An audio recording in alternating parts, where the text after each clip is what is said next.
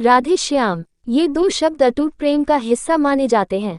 भले ही एक दूसरे के कभी हो नहीं सके, लेकिन फिर भी एक दूसरे के साथ ही हमेशा नाम लिया गया। कृष्ण के जन्म, राधा के जन्म, उनकी दोस्ती की कहानियां तो बहुत प्रचलित हैं, लेकिन क्या आप जानते हैं कि राधा की मृत्यु कैसे हुई थी?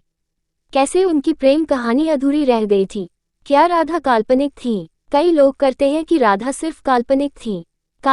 कारण ये कि भागवत जिसने भी पढ़ी है उसका कहना है कि सिर्फ दशम स्कंद में ही जब महारास का वर्णन हो रहा है, वहीं एक जगह राधा के बारे में बताया गया है कि वो भी रास कर रही हैं और आनंद ले रही हैं।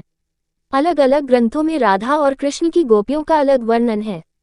एक जगह ये भी लिखा है कि कृष्ण की 64 कलाएं ही गोपियां थीं और राधा उनकी महाशक्ति, यानी राधा और गोपियां कृष्ण की ही शक्तियां थीं जिन्होंने स्त्री रूप ले लिया था।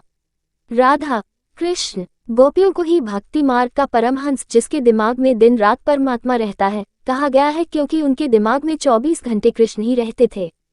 राधा और कृष्ण के प्रेम का असली वर्णन मिलता है गर्ग संहिता में। गर्ग संहिता के रचयिता यदुवंशियों कंस के कुलगुरु, यानी एक तरह से कृष्ण के भी कुलगुरु हुए ऋषि गर्गा मुनि थे। गर्ग संहिता में राधा और कृष्ण की लीलाओं के बारे में बताया गया है। राधा कृष्ण के प्रेम के बारे में बताया गया है। इस संहिता में मधुर श्री कृष्ण लीला है। इसमें राधा जी की माधुर्य भाव वाली लीलाओं का वर्णन है। श्रीमद् भगवद गीता में जो कुछ सूत्र रूप से कहा गया है, गर्ग संहिता में उसी का बखान किया गया है। अगर गर्ग मुनि यदुवंशियों के कुलगुरु थे तो ऐसा कैसे हो सकता है कि वो अपने सामने चल रही कृष्ण लीला में किसी काल्पनिक किरदार का चित्रण करेंगे? यहीं से मिलता है राधा के सत्य होने का प्रमाण। क्या कृष्ण ने राधा को धोखा दिया था?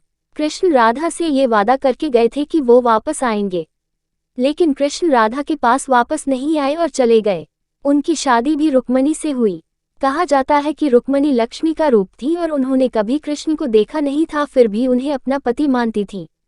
जब रुक्मणी के भाई रुक्मी ने उनकी शादी किसी और से करनी चाहिए तो रुक्मणी ने कृष्ण को याद किया और कहा कि अगर वो नहीं आएंगी तो वो अपनी जान दे देंगी।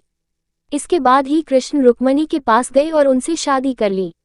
राधा, कृष्ण के वृंदावन छोड़ने के बाद से ही राधा का वर्णन बहुत कम हो गया। राधा और कृष्ण जब आखिरी बार मिले थे तो राधा ने कृष्ण से कहा था कि भले ही वो उनसे दूर जा रहे हैं, लेकिन मन से कृष्ण हमेशा उनके साथ ही रहेंगे।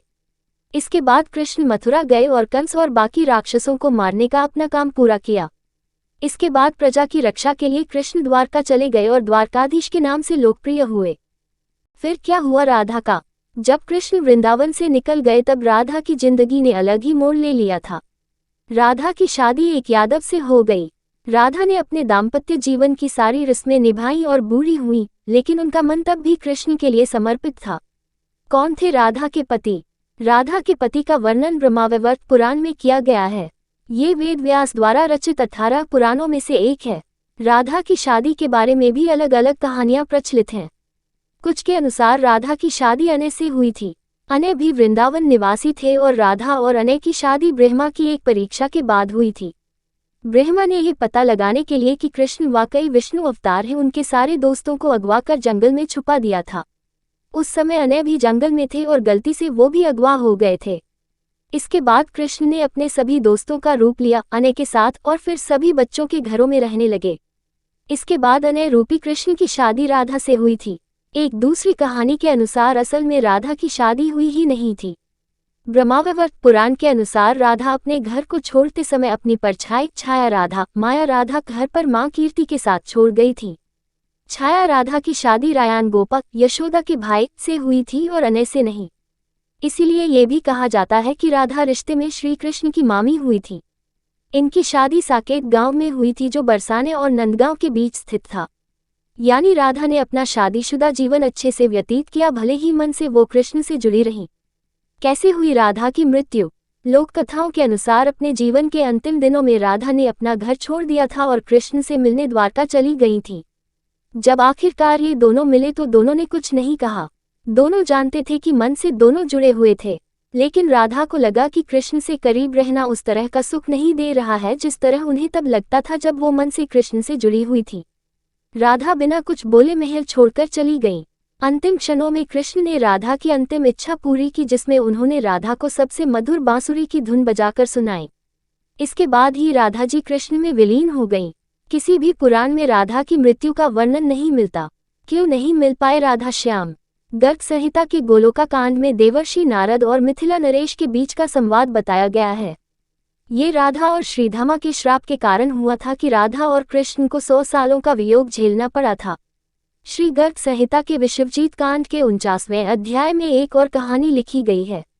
कहा गया है कि राधा और कृष्ण 100 साल बाद सूर्य ग्रहण के दौरान होने वाले एक यज्ञ में मिले थे जो कुरुक्षेत्र में हो रहा था।